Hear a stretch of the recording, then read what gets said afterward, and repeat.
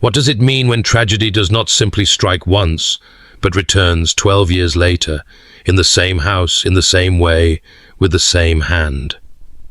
In Maine, the name Constance Fisher carries a weight few can speak aloud. Twice in her lifetime, she laid her children to rest, not by accident, not by misfortune, but by deliberate act. The beds were neatly arranged, the water filled, and silence descended. And twice the state would decide she was not guilty, not by innocence, but by reason of madness. Tonight we open the records. We follow the files of hospitals, police reports, and burial registers. We trace the story of a woman once marked improved in a medical ledger, only to return home and repeat every detail of her crime. A duplication so precise that the newspapers of 1966 could only call it the tragedy that happened twice. But before we begin, pause for a moment. Write down in the comments where you are watching from and what time it is where you are. Across the world, in living rooms, on phones and quiet screens, these stories reach you in your own hour. And if you value this careful excavation of the forgotten and the unsettling, please like this video and subscribe to Gothic Ledger, where every day we bring you another history pulled from archives and silence. This is not simply the story of a family destroyed. It is the story of repetition, of institutions that failed, and of a river that finally closed the record. This is the case of Constance Fisher, the mother who killed twice. From the first entry, her life appeared ordinary, until each line led to water. In 1929, in the mill town of Oakland, Maine, a girl was born and entered into the parish register as Constance Margaret. She would not remain in the home that bore her. Before memory could form, she was taken in by the Siroy family, a quiet Catholic household whose name threads through baptismal rolls and town ledgers. In those faint inked lines, no instability is recorded. But silence, too, is a kind of evidence. Oakland was a small place, pressed between forest and river. The census of the early 1930s describes rows of modest homes, most of them occupied by mill workers or small tradesmen. The Siroy home does not stand out in those records, and yet within its walls a child grew whose mind carried fractures unseen by neighbors.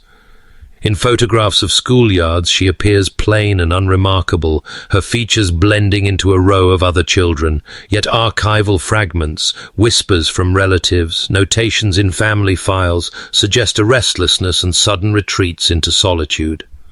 The parish confirmed her sacraments, and the county noted her progress in school attendance. All outward measures of her youth align with the expected trajectory of a Depression-era girl in rural Maine. But diaries from those who later encountered her as an adult mention patterns that seem to reach back further. Moments of withdrawal, sudden weeping, an unsteady way of anchoring herself in the world. One physician would later remark that the illness did not begin in adulthood. It had only remained invisible until events forced it into view. By the time she entered adolescence, the town's rhythms had set their mark on her. Church on Sundays, factory whistles dictating the hours of the day, long winters where snow buried houses nearly to the eaves. Nothing in the visible record suggests what would follow. But in her etched home, there is little detail about affection, and even less about bonds strong enough to anchor her against what would come. The absence of testimony is itself a warning, an empty margin where care should have been recorded. In 1946, as the nation celebrated peace, Constance was a young woman of 17. That year she met Carl Fisher, a returning soldier from the Second World War. His record lists him as disciplined, industrious, steady, qualities that might promise security to a woman already marked by inward turbulence. Their marriage was written into municipal records, another ordinary line in the ledgers of Waterville and Oakland. But between those signatures, the first fault lines widened. To their community, they appeared to join the long procession of post-war couples settling into homes, filling neighborhoods with children, and restoring a sense of normalcy. Yet in Constance's silence, the threads of unease remained. There would be children, yes, but their lives would not extend far beyond the paper they were first written upon. The story that began with adoption in Oakland would one day conclude in burial registers with every name, hers, his, and theirs, etched into the same cold stone. The census lists them as a perfect post-war family. The police blotter would tell another.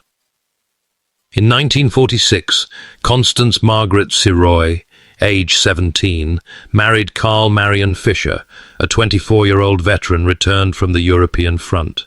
His army record describes him as disciplined, steady, and industrious. He brought back not medals, but an eagerness for normal life, an appetite to exchange the sound of artillery for the hum of a mill town's machinery. Their marriage is preserved in municipal ledgers, a short line written in ordinary ink. They settled in Waterville, Maine, a modest home near the Kennebec River, where mill workers filled the streets and church bells divided the week. Neighbors remembered them as an unremarkable couple, he the quiet laborer, she the young wife managing a small household. Yet within the privacy of that home, unease already threaded its way into daily life. Their first child, Richard, was born in 1947, followed by Daniel in 1948, and Deborah in 1953. 3 children in 6 years, the kind of expansion that typified the post-war baby boom. Photographs from the period show small children with rounded faces, seated in tidy yards or on wooden porches. These images appear no different from thousands of others across America, families swelling with new life after years of war. But other records, less visible, tell a more troubling story. Notes from medical files and recollections by relatives describe Constance's recurring battles with anxiety and depression. There were days when she retreated into silence, nights when she wept uncontrollably, and mornings when she struggled to rise from bed. At least one attempt to take her own life was recorded, though details remain spare, mentioned in hushed tones, scribbled in the margins of medical reports, and quickly overshadowed by the appearance of outward recovery. Carl remained by her side, his own nature steady, perhaps mistaking her volatility for a temporary cloud that time would clear. Friends and neighbors spoke of his devotion, his long hours at work, his reluctance to discuss what lay behind the closed curtains of their home. He embodied the post-war ideal of the provider. She, in the eyes of the community, the housewife and mother. But beneath that image, small disturbances multiplied. Her thoughts turned often toward religion, though not in the ordinary rhythms of Catholic devotion. Parish records confirm attendance, yet Constance's fixation deepened into private interpretation, an intensity that disturbed those close enough to witness it. Later accounts note that she spoke of unseen forces, of salvation through suffering, of evils pressing against the walls of her home. At the time, these were scattered remarks, insufficient to trigger institutional concern, but enough to leave a shadow across her household.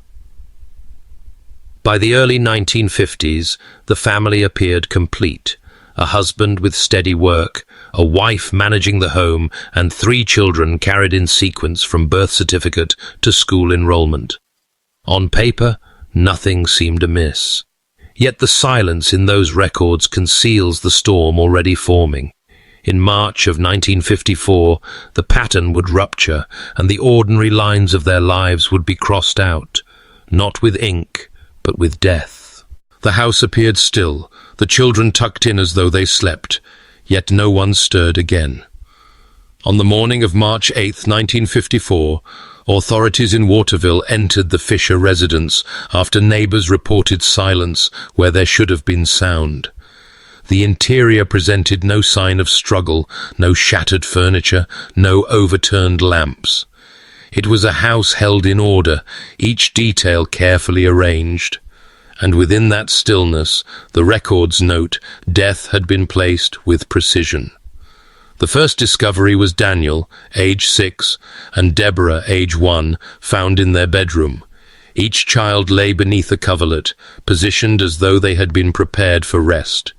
Their faces showed no distortion, no evidence of struggle. The coroner's notes describe them as arranged, eyes closed, posture consistent with sleep. In photographs taken for the investigation, their bodies appear more like subjects of a portrait than victims of a crime. In the bathroom, the scene shifted from quiet repose to something more brutal. Richard, age 7, was discovered lifeless in the tub. The water still stood inches deep, and his body bore the unmistakable marks of drowning. Beside the tub, a residue of liquid shampoo clung to the porcelain rim. On the floor nearby, his mother, Constance Fisher, was found collapsed, barely breathing, having ingested the same liquid in a desperate attempt to silence herself after the children. The household inventory from the day lists only a few disturbed objects: a half-empty bottle, a crumpled towel, and a single handwritten note recovered from the kitchen table. The note is preserved in evidence files, its words brief and cryptic. "I saved them from evil. God told me it was time." The record shows no forced entry, no outside presence. The deaths were contained entirely within the walls of the home.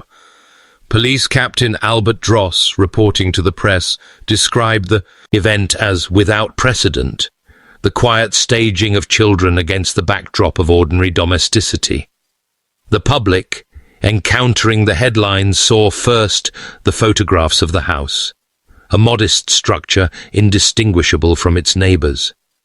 Then they saw the words, "3 children slain by mother," words that cut against every assumption of family safety. Constance was transported under guard to the hospital, where medical staff noted her unstable state, shallow breathing, incoherence, religious mutterings. Physicians recorded a mixture of depression, delusional fixation, and what would later be diagnosed as paranoid schizophrenia. She spoke at intervals of protecting her children from unseen harm, of saving them before forces greater than herself could reach them. Within weeks, a judge declared her not fit to stand trial. The court proceedings were brief, confined to establishing her mental state and her incapacity for legal responsibility. By April, she was committed to Augusta State Hospital, where she was to remain until doctors determined otherwise. Thus ended the first tragedy. 3 children laid to rest, a mother confined to an asylum, and a family name now entered into ledgers not for birth or marriage, but for death. Yet what officials did not foresee was that history in 12 years' time would record the scene again, almost detail for detail. In medical ledgers she was marked improved. In silence, her mind wrote otherwise. By spring of 1954, the courts had spoken. Constance Fisher was unfit to stand trial. 3 indictments for filicide were set aside, her responsibility dissolved beneath the legal designation of insanity. Instead of prison walls, she was delivered to the gates of Augusta State Hospital, the state's primary asylum, where hundreds of patients moved through locked wards, their histories written in ink, as though permanence could bind what the mind refused to hold. The admitting file describes her with detached precision. Female, 24, Roman Catholic, 3 offspring deceased by maternal hand. Diagnosis: paranoid schizophrenia. Early notes from physicians detail her disordered speech, her conviction that evil pressed against her family, and her certainty that divine voices had commanded her actions. She drifted between silence and agitation, alternating muttered prayers with sudden cries of guilt. The hospital's treatment protocols in the mid-1950s were experimental, drawn from the era's tenuous grasp of psychiatric science. Constance was subjected to insulin therapy, deliberate overdoses that induced violent seizures meant to shock the brain into recovery.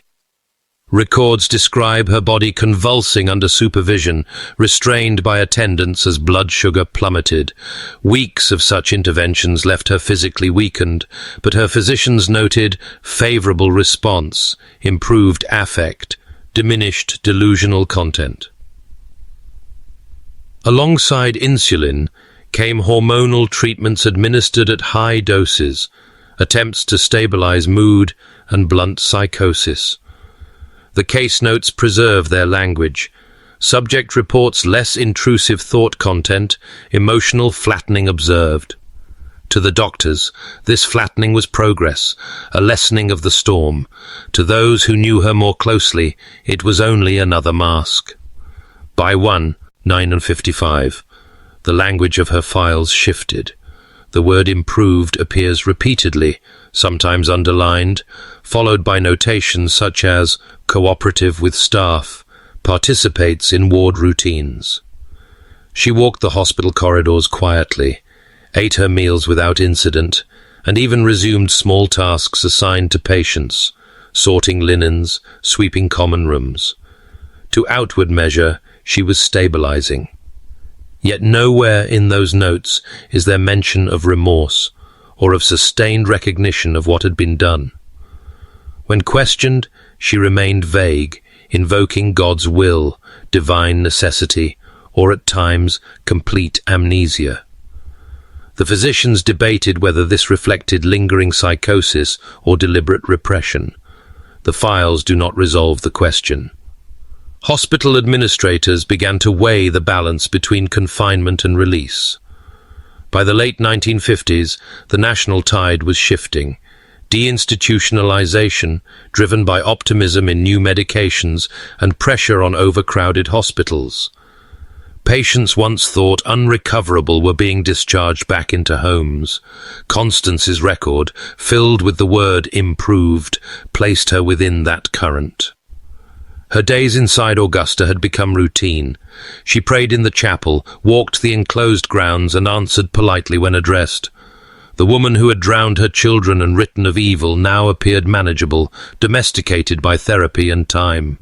The decision to release her was no longer unthinkable. It was beginning to feel inevitable.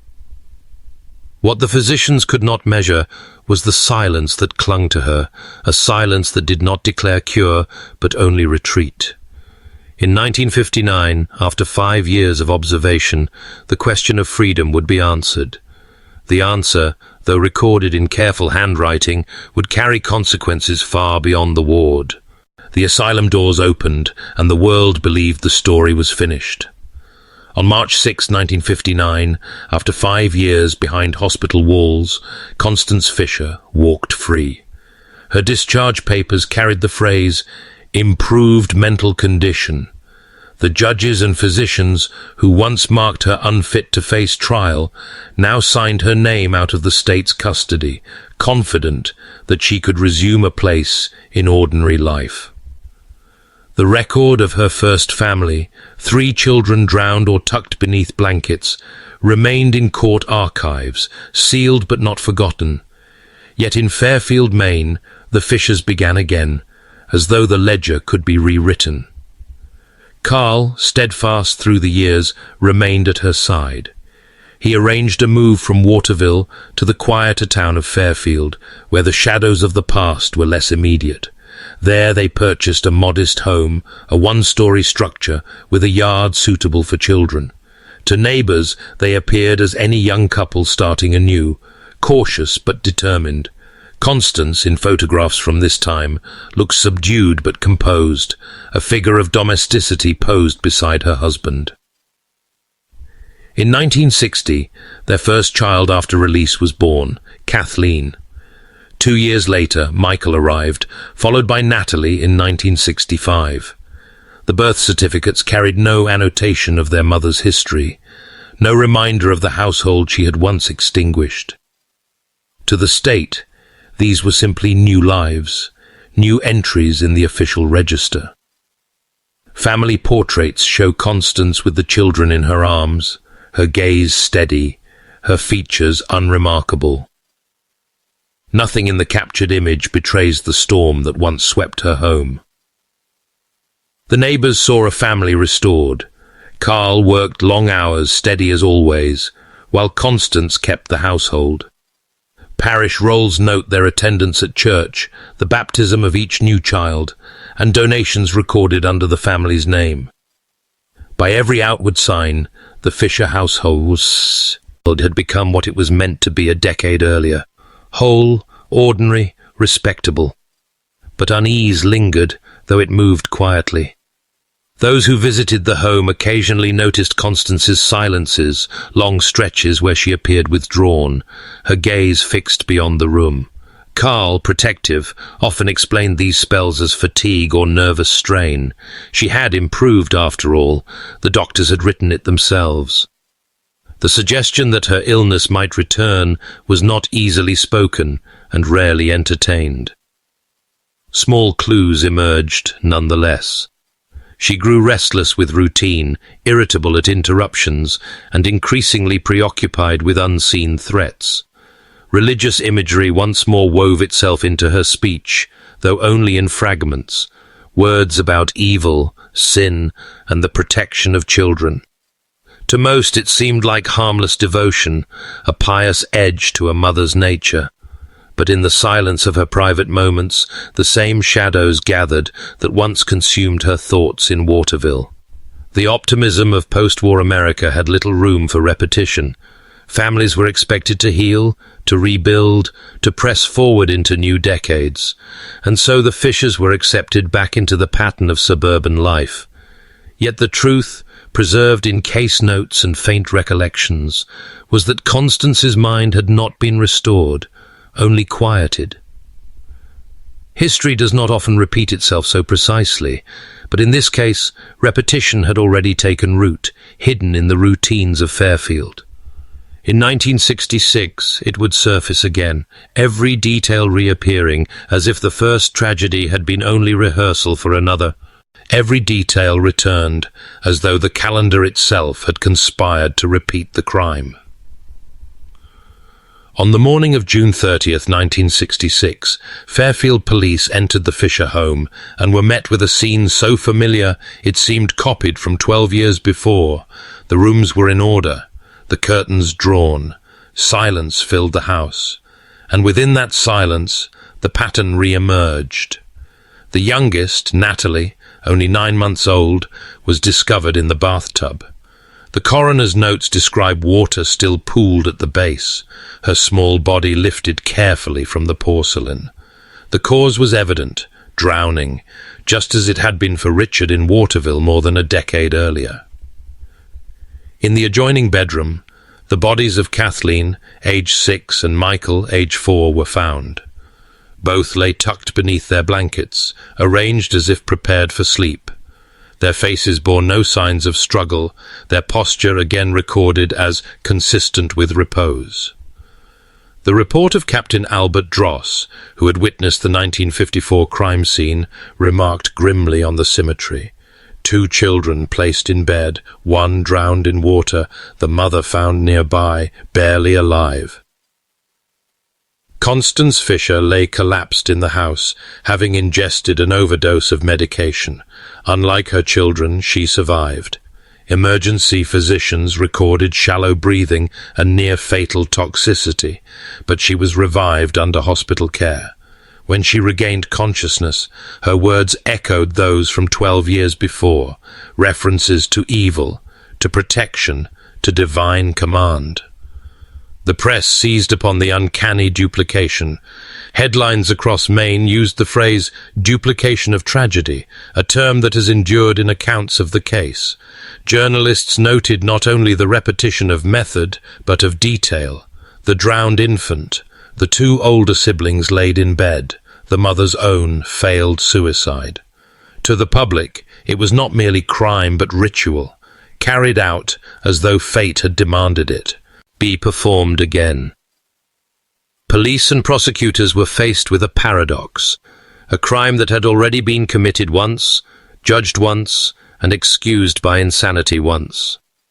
Now, with 3 more children dead, The system could not simply repeat itself without question. The Attorney General of Maine, Richard Dubord, ordered an immediate investigation into whether Constance was fit to face trial. Psychiatrists examined her again, and though the diagnosis remained paranoid schizophrenia, the court this time deemed her competent to stand before a judge. Witnesses recalled her answering questions in monotone, acknowledging the deaths but showing no conventional remorse.